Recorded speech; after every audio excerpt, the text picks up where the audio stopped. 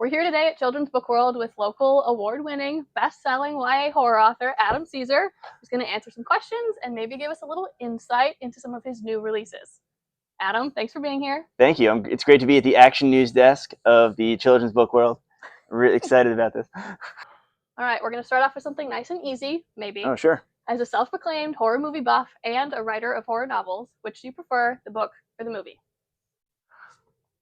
The book or the movie? I have to go the book. The book every time versus the book versus the movie adaptation. I mean, there's a couple outstanding examples where I feel like where the film is actually better than the book. But if you were asking me to choose between book adaptations and the books themselves, the book every time. All right. So you have a whole host of books coming out in the next few months. I have too many books coming out in the next few months. That's a good thing, though. We like it. Is there one release in particular that you are the most excited for?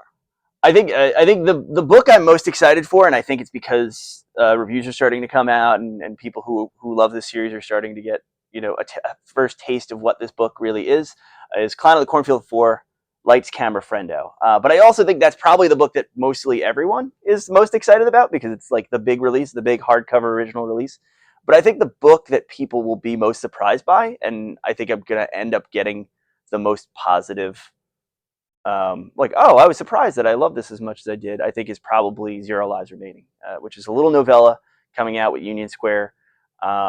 It's gonna surprise. It has this very cool cover by Mark Schoenbeck that makes it look like it's this retro '80s thing, but that's a kind of a misdirection. It's a haunted house novel where the house isn't a house; it's a video arcade.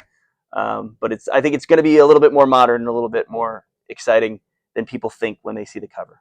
You see the cover and be like, oh, Stranger Things or whatever. They're going to think they know what that is, and then it's going to not be what they think it is. No, we were definitely all intrigued when we saw that one get added to the list on the website. And this is a question that I know you get a bunch online. Is there a possibility that we might be seeing a Clown #2 movie sometime? I think there's a very strong possibility that you may be seeing a Clown of Cornfield 2 movie adaptation. The first movie, I'm wearing the shirt. It did great. It made a bunch of money. It did really well on streaming. It was on Joe Bob Briggs. I think the producers and the people that made the movie are all very interested, very keen to see a sequel, see Katie Douglas come back as Quinn. There has been no official announcement, so that is all I'm allowed to say. But who knows? That might be outdated information by the time you upload this video. But never know. We'll see. We will sit here crossing our fingers because we'd be excited. Speaking of Clown and Cornfield, book #4 is coming out on August 18th. Pre-order. Yes, absolutely. Signed copies. I will sign them through Children's Book World. That's why the store's not even open yet. Mm-hmm. You surprised us all with some big plot twists in the first couple of books. Yes. And readers expect to be shocked with book #4.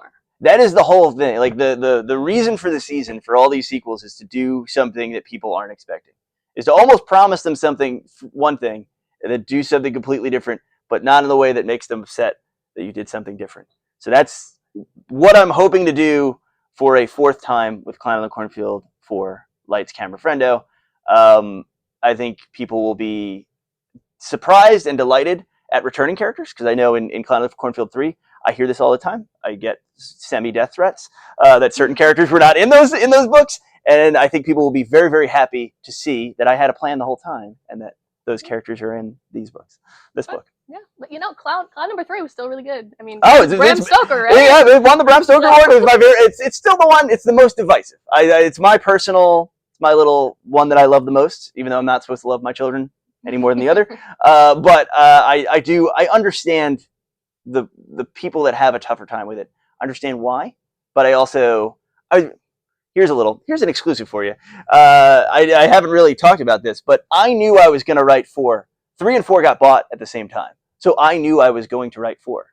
So all the stuff, I kind of split the group, and I knew that I would be coming back to certain characters in 4 because I knew I was getting a 4. Usually when I write these books, when you write any kind of series, you're writing a series. For the Clown of the Cornfield series, the first book was sold as a standalone. I did not know I was going to get to do a sequel. Then I had to kind of petition and ask them to get to do a sequel. Mm-hmm. And then when 3 came around, I was like, what if I do 3 and 4? Now, so there's no deal in place for 5, but there was a deal in place for 4 when I wrote 3. So you're saying we might possibly get a number 5? We'll see. We'll see if enough people pre-order and like it, but I think they'll like it. All right. Without spoiling anything, since we're speaking of con number 4, can you give us 3 words to describe your favorite scene in con number 4? Cattle prod barf. 3 words to describe. There you go. All right, and these are children's books. We are in children's book world, but they made an R-rated movie out of it. They're kind of R-rated. You should probably know that already if you're thinking of getting these for the young person in your life. But they're cool. The young person in your life can handle it. But yeah, cattle prod barf is my 3 words to describe my favorite scene in Climb the Cornfield 4. Definitely going to be an interesting one, that's for sure. Speaking of children's books, while your books are loved by tons of adults and teens, the majority of your books are listed as YA books. Yes. Why do you choose to write for an intended YA audience? I didn't. I said my whole first part of my career, whole first 10 years of my career was writing adult horror novels, or what I kind of considered adult horror novels, and I would keep kind of gravitating towards. I was an English teacher at the time, high school English teacher. I would kind of gravitate towards teen characters anyway in my adult horror novels, nominally adult horror novels. And then with Climb the Cornfield, something just kind of clicked where it was like, this is going to be a slasher.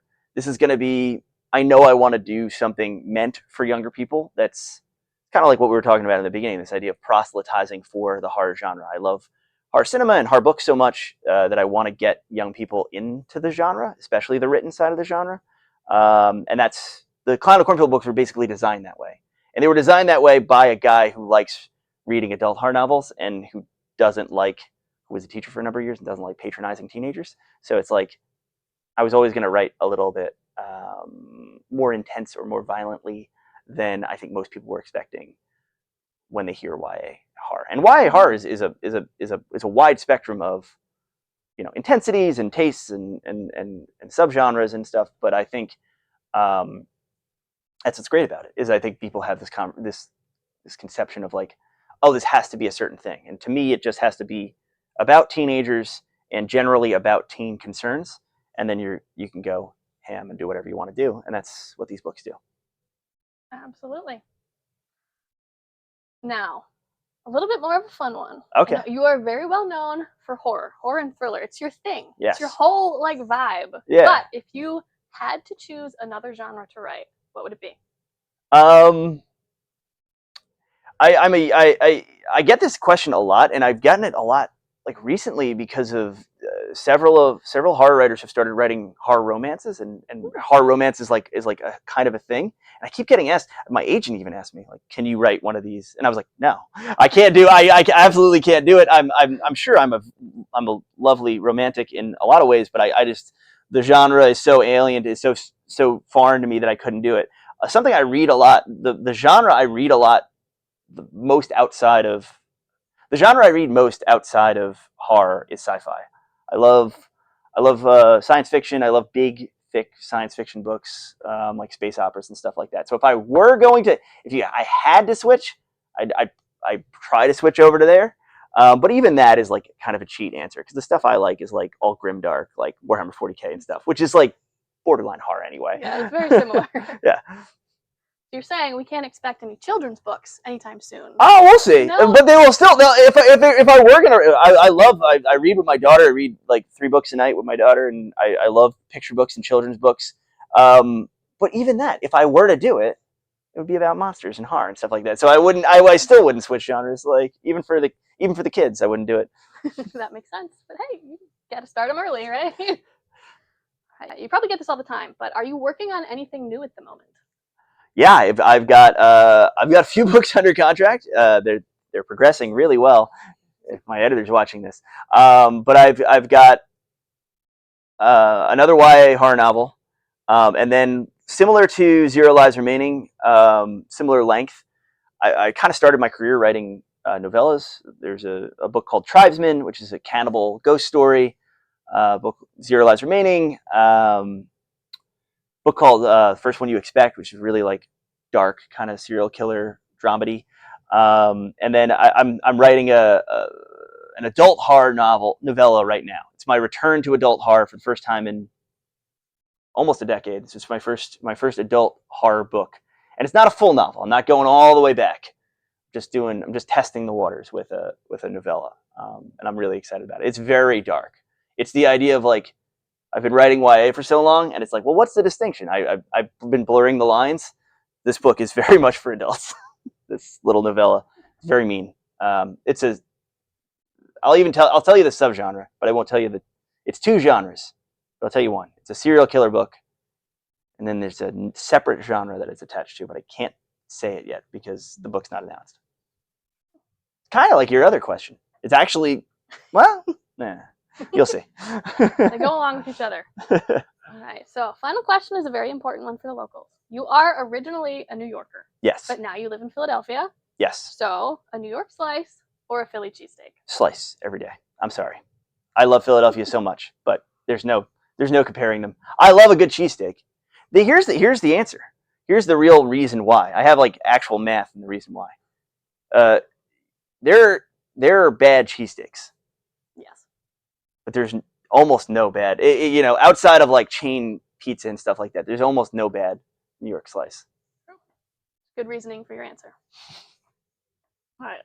That was all we had. So thanks again for coming to answer all our questions. Thank you so much for this. We're so excited for all the new releases coming out. I mean, the number of pre-orders we have keeps going up and up, so keep pre-ordering. Climb to the Cornfield 4, signed. This is the only place in America you can get signed and personalized books. So Climb to the Cornfield 4, 0 Lives Remaining, Video Night, and Mercy House.